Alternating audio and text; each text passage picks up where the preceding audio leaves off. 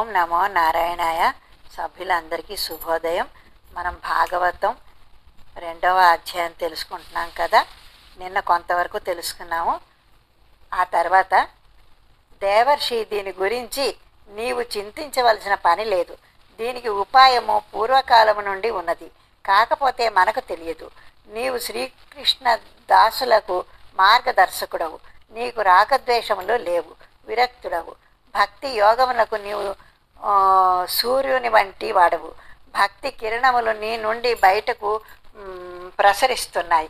ఆ కారణం చేతనే భక్తి యొక్క కోరికలు తీర్చడానికి నీవు తాపత్రయపడుతున్నావు.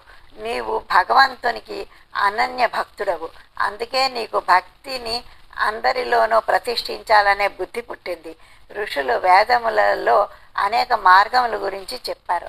ఆ మార్గములు అన్నీ కేవలం స్వర్గ సుఖాలు పొందడానికే పరిమితం అయ్యాయి, అంతకన్నా ముందుకు పోలేదు.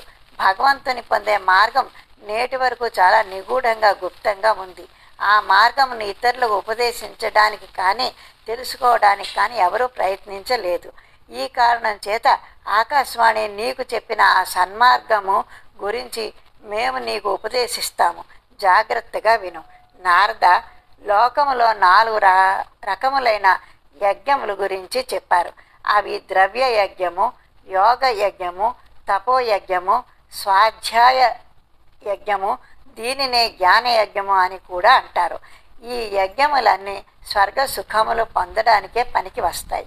కానీ పైన చెప్పబడిన జ్ఞాన యజ్ఞములో ఒక అంశము ఇమిడి ఉంది. అదే సత్కర్మ. అదే నీకు ఆకాశవాణి చెప్పింది. ఆ సత్కర్మయే భాగవత పురాణ పారాయణము. దీనిని పూర్వము సుఖ మహర్షి పరీక్షిత్ మహారాజుకు బోధించి ఆయనకు ముక్తి మార్గము చూపాడు.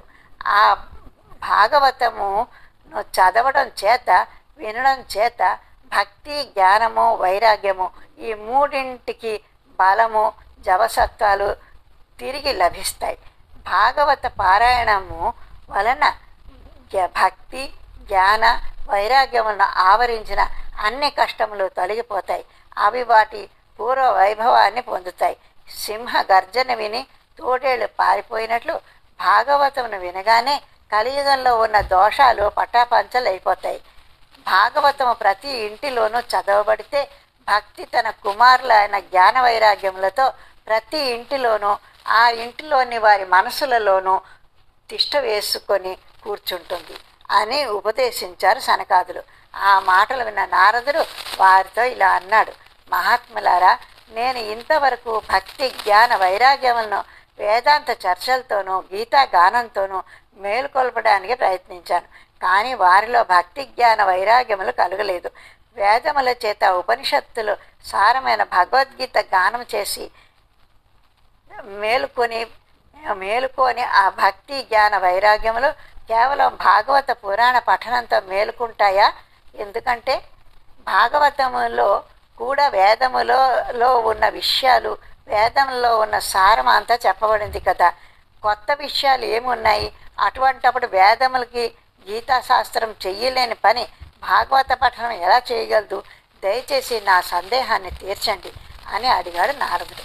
అప్పుడు సనకాదులు నారదునితో ఈ విధంగా చెప్పసాగారు: దేవర్షి, భాగవతము అంటే వేదముల, ఉపనిషత్తుల సారము కంటే ఎక్కువ. వేదములు చదివితే కొంత జ్ఞానమే లభిస్తుంది, ఉపనిషత్తుల వలన మరికొంత జ్ఞానం వస్తుంది. కానీ భాగవతం చదివితే పరిపూర్ణ జ్ఞానం లభిస్తుంది.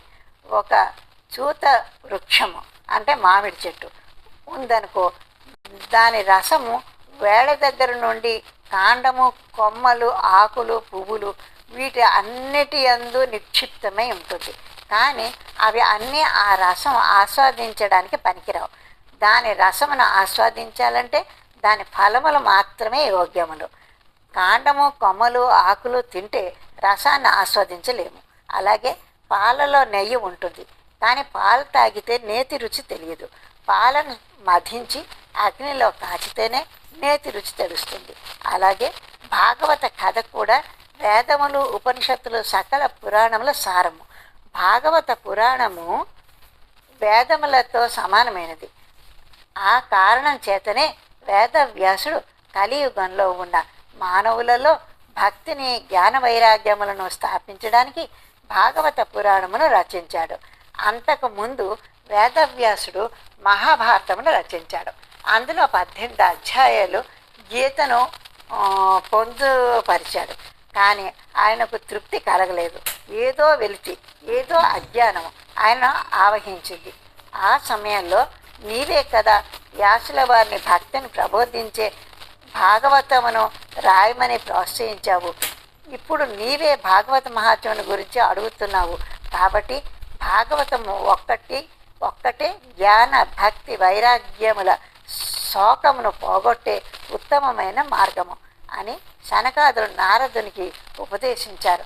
ఆ మాటలు విన్న నారదుడు వారికి మరొక్కసారి నమస్కరించి ఇలా అన్నాడు: మహర్షులారా, మీరు చెప్పినట్టే చేస్తాను. మీరు మహానుభావులు. మీ దర్శన భాగ్యం చేతనే జీవుల సమస్త పాపములు పటాపంచలవుతాయి.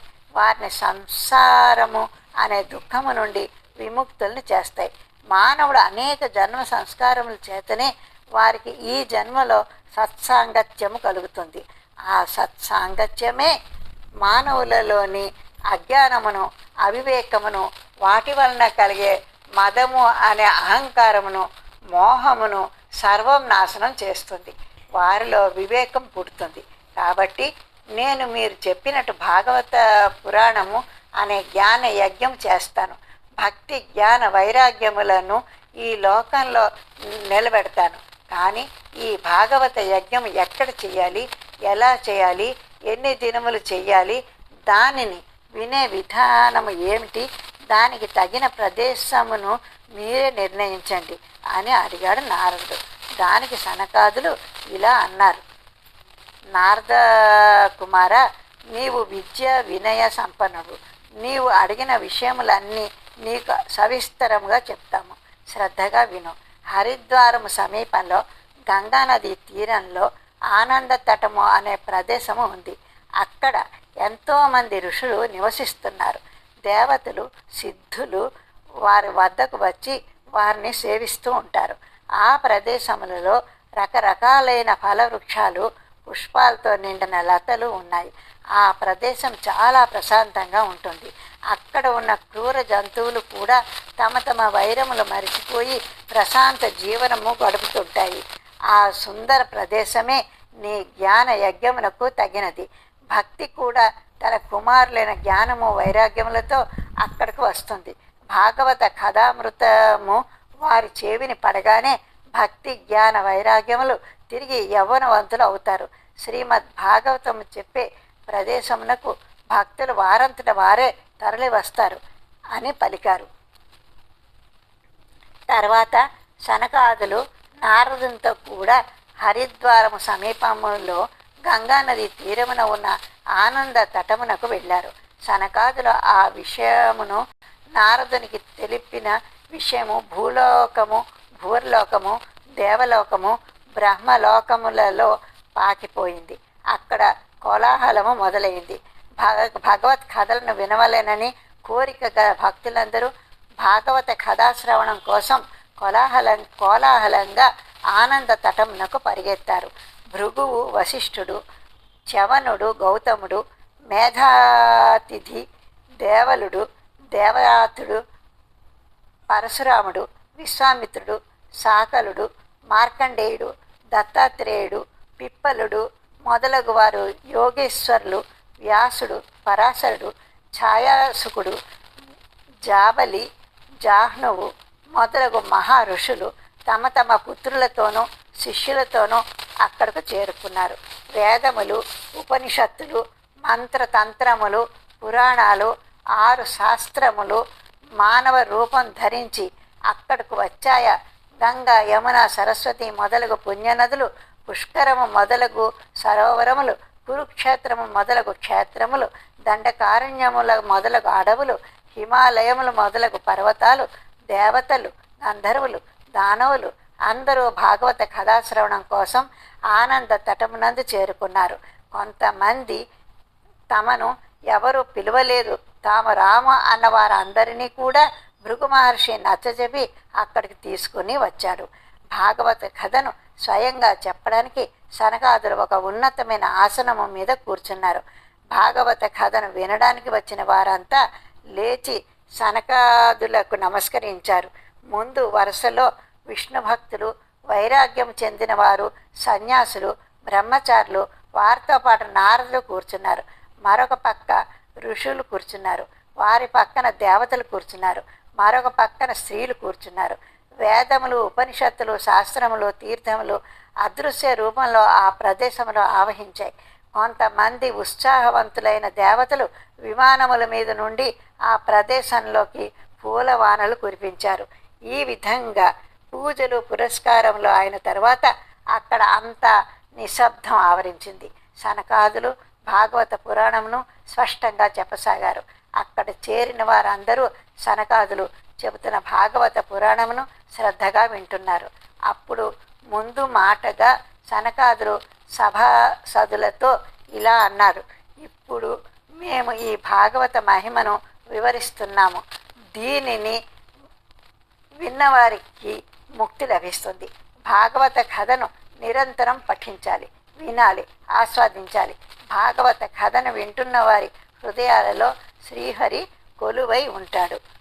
ఈ భాగవత పురాణంలో 18,000 శ్లోకములు ఉన్నాయి.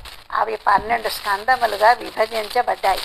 ఈ భాగవతము సుఖ మహర్షి, పరీక్షిత్ మహారాజు సంవాద రూపంలో ఉంది.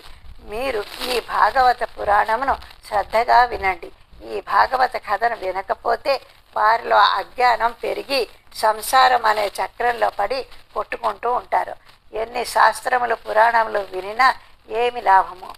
అనవసరముగా భ్రమలు పెంచుకోకూడకన్నా తప్ప ఇంకా ఎందుకు పనికిరావు. ముక్తిని కోరుకునే వారికి భాగవత పురాణమే ఏకైక మార్గము. ప్రతి నిత్యము భాగవత పురాణము ప్రవచనం చేయబడుతున్న ఇల్లు ఒక పవిత్ర తీర్థం వంటిది. అందులో నివసిస్తున్న వారి పాపములు అన్నీ నశించిపోతాయి. 1000 అశ్వమేధ యాగములు వలన వందల కొలది వాజ్పేయములు చేసిన ఫలము ఒకసారి భాగవత పురాణం చదివితే వచ్చే ఫలమునకు సాటి రావు. ఇవాళకింతే. మిగతాది తర్వాయి భాగంలో తెలుసుకుందాం. అప్పటిదాకా సెలవు. ఓం నమో నారాయణాయ.